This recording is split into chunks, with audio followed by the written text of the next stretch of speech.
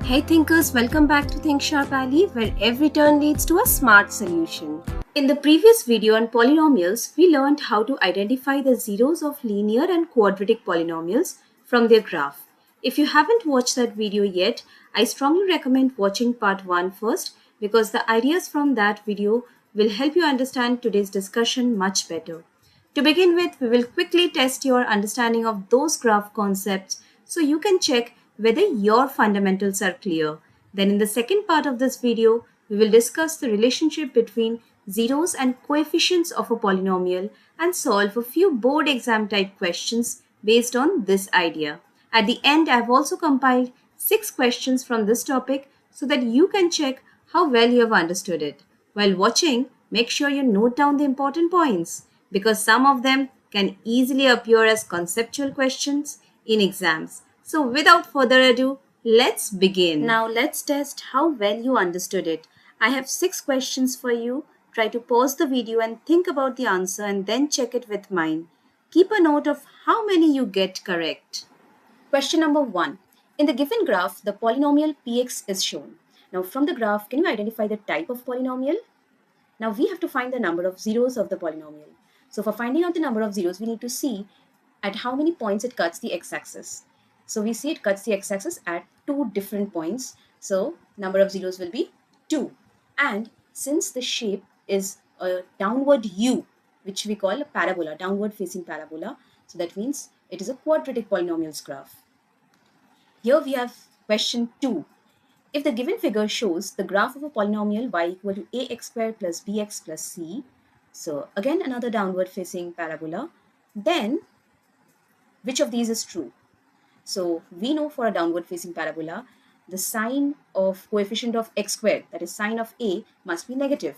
So option A is correct.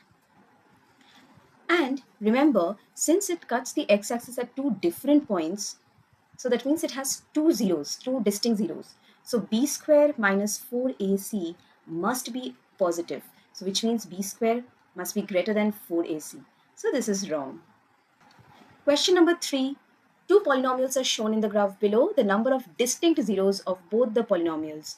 So we see these two are polynomials of the same family because they have the same zeros, right? But one is upward facing, another is downward facing. So we see that they have 2 distinct zeros. So answer over here will be again 2.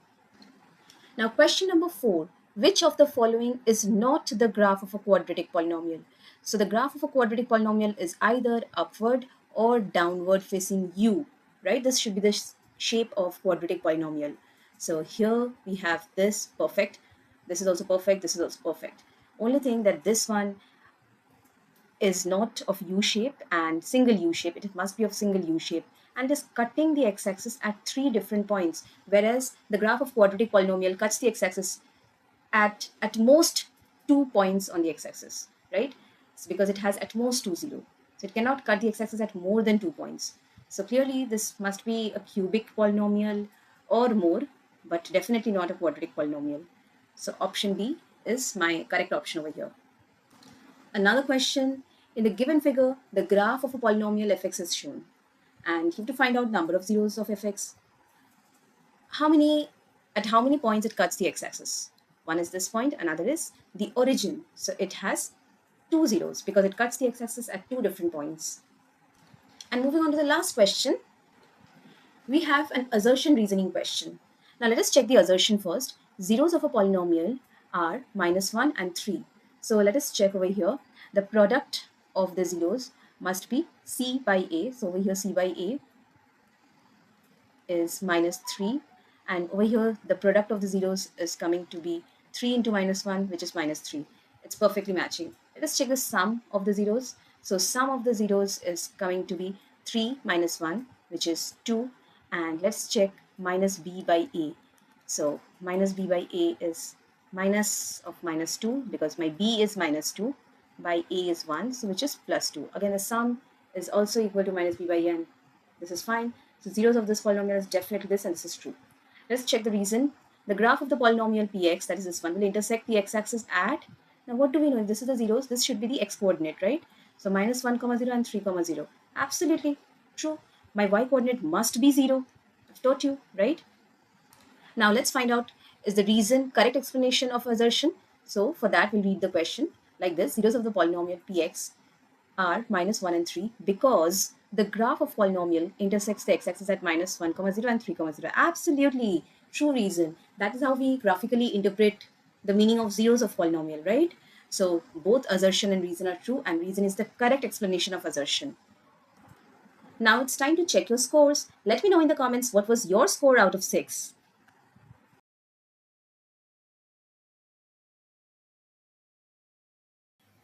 Now let us begin with a simple idea. If alpha and beta are the zeros of a quadratic polynomial, remember quadratic polynomial, so it will have only two zeros, right? At most two zeros. So let us consider the zeros to be alpha and beta. So if I substitute alpha in place of x in the quadratic polynomial, so p alpha and p beta will become 0, right? And remember factor theorem, if p alpha is equal to 0, that means x minus alpha is a factor of px, and p beta equal to 0, that means x minus beta is also a factor of polynomial x. And since the polynomial is a quadratic polynomial, what could be the polynomial? The product of the two factors. But while writing the polynomial, we just don't write the product. We multiply it with a constant. Here I have taken the constant as k, and remember k is not equal to 0. It means that there are infinitely many polynomials having the same zeros alpha and beta. You can take any example. Let's say zeros are 1 and 3. So what are the possible polynomials? It will be x minus 1 into x minus 3, or 2 into x minus 1 into x minus 3, or 5 into x minus 1 into x minus 3, or minus 4 into x minus 1 into x minus 3. All of these polynomials will have same zeros but just different coefficients of x square, x, and the constant term. So if we know only the two zeros of a polynomial, we cannot determine the exact polynomial. We can only write the family of polynomials having those zeros. And that is why we have to multiply by a constant k. Here you see I have written different polynomials which has same zeros 3 and 1 but different coefficients. These are the part of the family of polynomials having zeros 3 and 1. So let us see the graph of each of these polynomials. The first polynomial's graph, obviously each of this graph will be a parabola. So over here the coefficient of x square, if you expand this you will see coefficient of x square is positive and hence it is upward facing. And let me mark the zeros of this polynomial.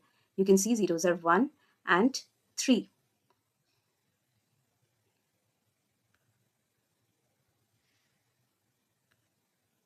Let us see the graph of the next polynomial. Again, we have just multiplied it by 2 and you can see the shape of the graph is still a parabola, but the width changes. It is different from the first one, but it has again the same zeros 1 and 3. Let us quickly see the third one. Again, we see the green one is the third one. It has a little bit more depth. Let me show you all. Yeah, it looks something like this. Okay, and let's see the fourth one. Fourth one is a little different because I have multiplied with minus 4. That means the coefficient of x square is negative. So what do you think will be the shape of this graph? Obviously, it will be downward facing parabola. So if you see clearly, if I remove the other ones, let's say I've removed this, I've kept only this one, minus 4 into x minus 3 into x minus 1. And here we see it is a downward facing parabola because the coefficient of x square is negative. So from here we can conclude that if we only know the zeros of a polynomial, we cannot determine the exact polynomial. We can only write a family of polynomials having those zeros. And that is why it is important to multiply a constant with it. And if the constant, if you know the value of the constant, then you can find out the exact polynomial. Now if we expand the factors, that means we just multiply x minus alpha into x minus beta, we get, and multiplying k inside, right? But we already know the general quadratic form, which is ax square plus bx plus c. Now let us compare these two expressions.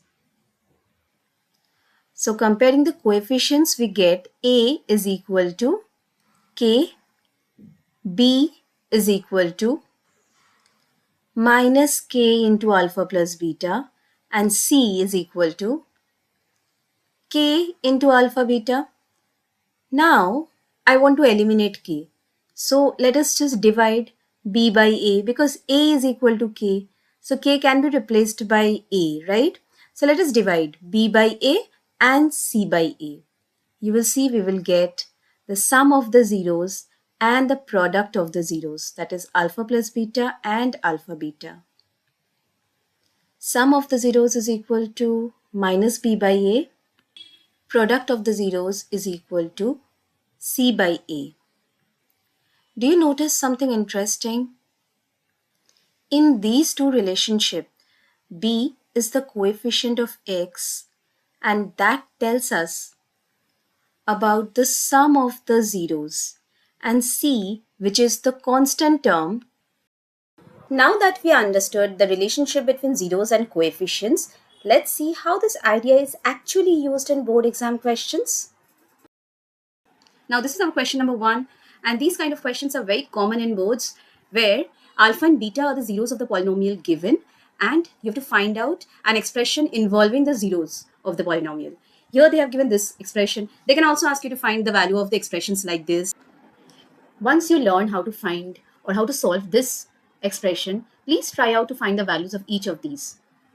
And it will be best if you remember these identities. It will help you in finding the values of these expressions over here. Now let's start with this. If alpha and beta are the zeros of the polynomial, now step 1, you have to find out the sum and product of the roots from the expression first. So alpha plus beta is going to be minus b, that is coefficient of x, by a, that is coefficient of x square, and that is equal to minus 3. And product of the roots alpha beta is equal to c, that is constant term, minus 6, by a, that is 2, which is again minus 3. Next, we'll solve this part. So 1 by alpha plus 1 by beta. Let us take LCM. So we get beta plus alpha, but we already have the value. So it's minus 3 by alpha beta is minus 3, and that is equal to 1. So our correct option is 1 here. This is the second question. A similar type of question I've taken. If alpha beta are the zeros of the polynomial, this polynomial is given. So you know our step 1. I'll first find out sum of the roots. So alpha plus beta is equal to minus b by a. So minus b by a. So in place of b, that is the coefficient of y, we have minus 5 by a. A is 1, coefficient of y square. So we get plus 5. And product of the roots alpha beta is c by a. Constant term 3 by 1, that is 3 only. Now we have to find the value of this expression. Now first we will factorize it. So I'll take alpha cube, beta cube common. So I'm left with 1 alpha from here and 1 beta from here, right? So this is basically alpha beta whole cube, and this is alpha plus beta. I have the values. So alpha beta is 3 cube and alpha plus beta is 5. So we get 27 into 5, 135. I hope it's clear how to solve, how to attempt these kind of questions. Always, whenever polynomial is given, the first task is to find out sum of the root and product of the roots. Now you go on to that expression which is given. Try to simplify the expression. If you have fractions, try taking LCM. If you have something like this expression where you can factorize, please factorize. If you have expressions like I've shown, give an example, then you have to use certain identities to find out. Let's say I have to find out the value of alpha to the power 6 plus beta to the power 6. So since I already have alpha plus beta and alpha beta, I can start with cubing both sides, right? And then I can find out at first alpha cube plus beta cube's value. Once I get the value of alpha cube plus beta cube, I can start squaring both sides, and then I'll get the value of alpha to the power 6 plus beta to the power 6. Now it's time to move to the second type of question, which will be an extension of these kind. Now this is question number 3.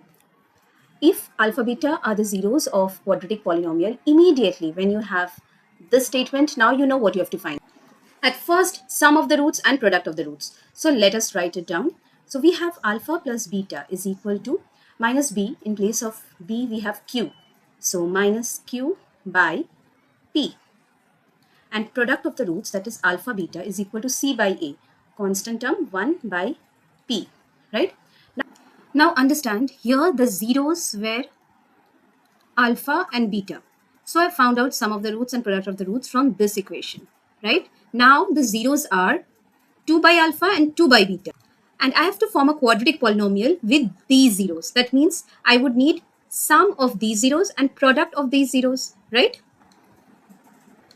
So sum of the zeros is 2 by alpha plus 2 by beta. Obviously, I'll take 2 common, so I'm left with 1 by alpha plus 1 by beta.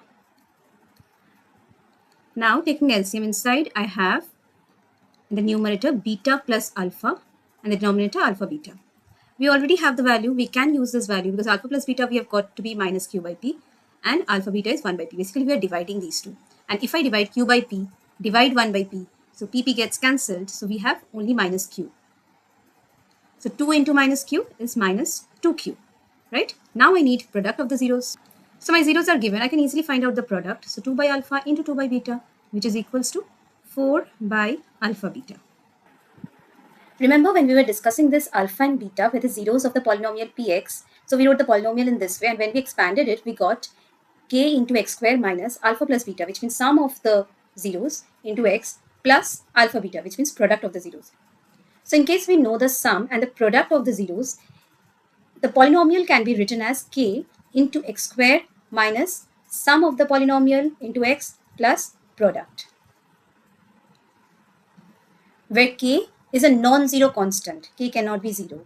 Now in place of k, in some books you might find they have taken a. So that's all completely all right.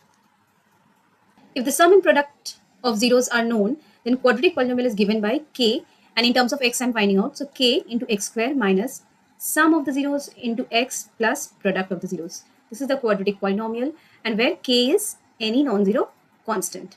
So let us substitute the values. So k into x square minus sum is minus 2pq.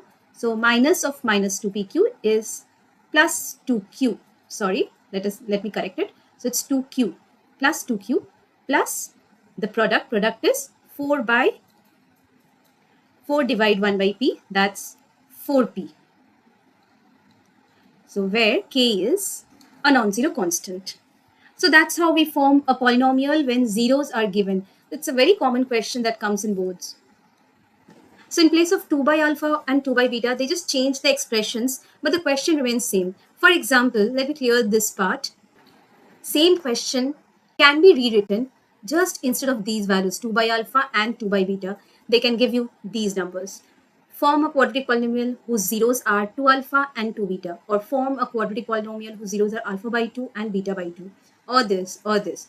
The process of doing the sum will be same, but you will obviously get different answer because your zeros are changing. So obviously quadratic polynomial formed will also change. You can give this a try and match your answers with your classmates. Next, we are moving into a second type of question. Sorry, third type. Question number 4. Alpha beta are the zeros of the quadratic polynomial given. By now you know, immediately I will write the value of alpha plus beta, which is minus b by a. So minus bb's value is minus 4 over here. A is 1 and c is k. So minus b is just 4 by 1, which is 4. And product of the roots alpha beta, that's k. We have also been given alpha minus beta equals to 8. And I have to find the value of k. Now there are various methods of solving this. You can just simultaneously solve the values of alpha and beta from here by elimination method, substitute over here and find out the value. Another method is to use an identity, this one, and we can easily get the value of alpha beta. So I'm replacing alpha beta by k equals to 4 square, that's 16, minus 8 square, which is 64. Solving this, I get 4k equals to minus 48. That means k is equals to minus 48 divided by 4, that's minus 12. So value of k over here is minus 12.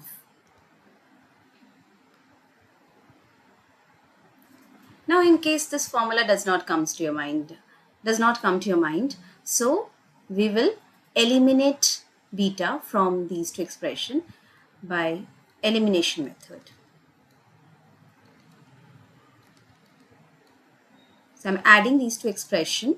Beta gets cancelled. Alpha plus alpha is 2 alpha, which is equal to 12. That means alpha is equals to 7. And if alpha is 7, I can put alpha's value in one of this equation. Let me say I'm putting over here. So beta equals to 4 minus 7. That's, so sorry, let me correct this. Alpha is equal to 6. So beta is equal to 4 minus 6. That means minus 2. And therefore the value of k, which is alpha beta, will be equals to 6 into minus 2, that's minus 12. So this is an alternate method that you can use over here to find the value of k. So this is another type of question where you have to find the value of an unknown coefficient or constant term from the given conditions. Now this is one more question of similar type.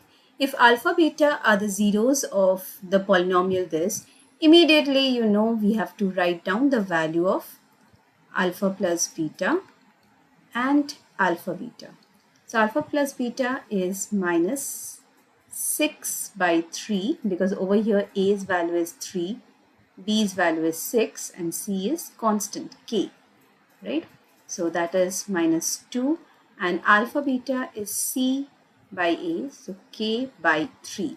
So you should know by this relation by heart. Sum of the root is equal to minus b by a and product of the root is equal to c by a. Such that this is already given. So alpha plus beta, let me put the values. In place of alpha plus beta, I have minus 2 plus alpha beta, that means k by 3 is equal to minus 2 by 3. So obviously minus 2 will come to RHS. So we have k by 3 is equal to plus 2 because it was minus, so it comes on this side, minus 2 by 3. And that gives me k by 3 as 4 by 3. So that gives me k as 4. So I hope it is clear. Moving on to the next question. This is our last question. Zeros of the polynomials are what? Obviously, you can factorize this and find out the zeros, but the easiest method will be to use the relationship between zeros and coefficient. So over here, I'll see, here you can understand minus b by a should be the sum of the zeros. So sum over here is minus of minus 3 root 2. That's just 3 root 2 and product should be c by a. So 4 by 1, that's just 4.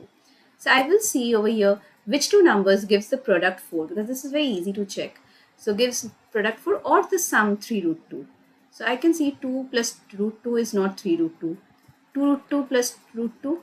Yes, this is 3 root 2. And you can check the product also. 2 into root 2 into root 2. So that's 4, right? So obviously this is my answer.